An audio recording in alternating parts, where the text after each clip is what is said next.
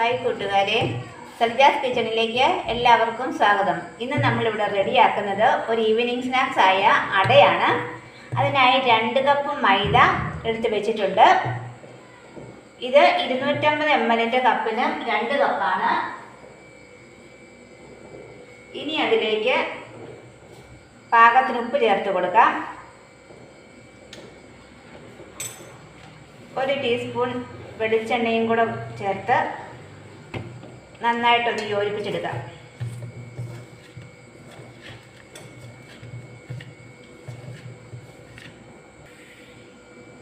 ഇനി ഇത് പാകത്തിന് വെള്ളമൊഴിച്ച് ചപ്പാത്തിയുടെ പരുവത്തിൽ കുഴച്ചെടുക്കാം.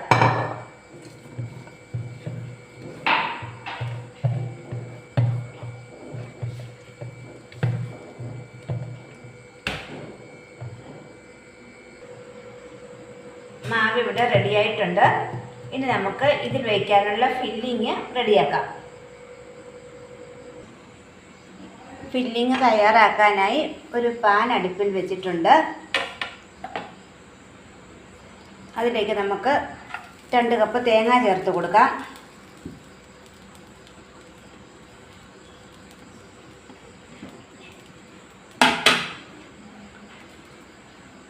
തേങ്ങ പതിയെ ഒന്ന് ചൂടാക്കിയെടുക്കാം.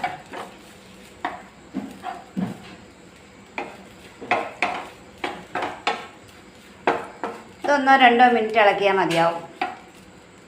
ഇനി ഇതിലേക്ക് നമുക്ക് ശർക്കരപ്പാനി ചേർത്ത് കൊടുക്കാം.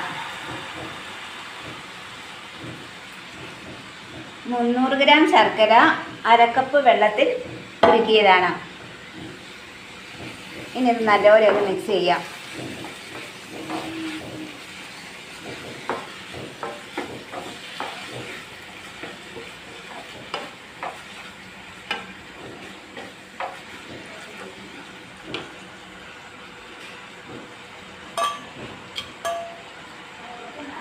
ഇനി ഇതിലേക്ക് 1/2 ടീസ്പൂൺ ഏലക്കാപ്പൊടി ചേർത്ത് കൊടുക്കാം.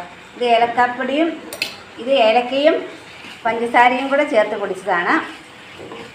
അതും കൂടെ ചേർത്ത് കൊടുത്ത് നല്ലപോലെ ഒന്ന് ചൂടാക്കാം.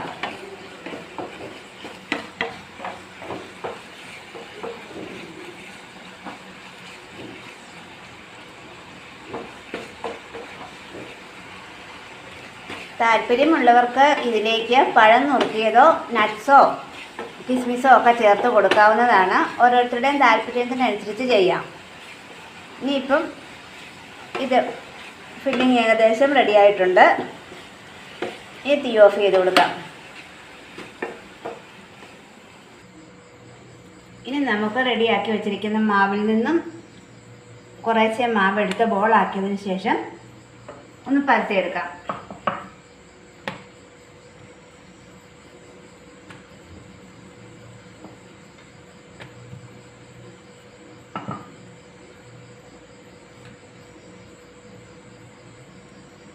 ഇനി നമുക്ക് റെഡിയാക്കി വെച്ചിരിക്കുന്ന ഫില്ലിങ്ങിൽ നിന്നും കുറേശ്ശെ എടുത്ത് ഇതിനകത്ത് വെച്ച് വീണ്ടും ഒന്ന് ബോളാക്കി എടുക്കണം.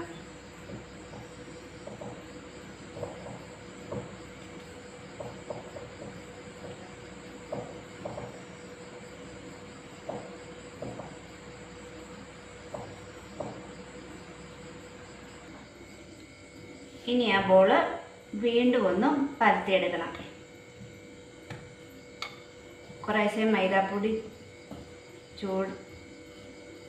തുള്ളിക്കൊടുത്ത് പൊട്ടിപ്പോകാതെ ഒന്ന് പരത്തിയെടുക്കാം.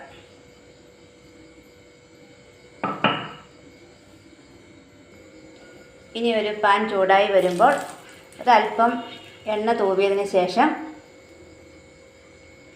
ഇതിട്ട് കൊടുക്കാം.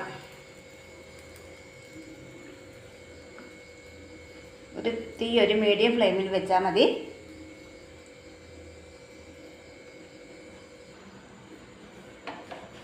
ഇനി ഇത് നമുക്കൊന്ന് മറിച്ചിട്ട് കൊടുക്കാം.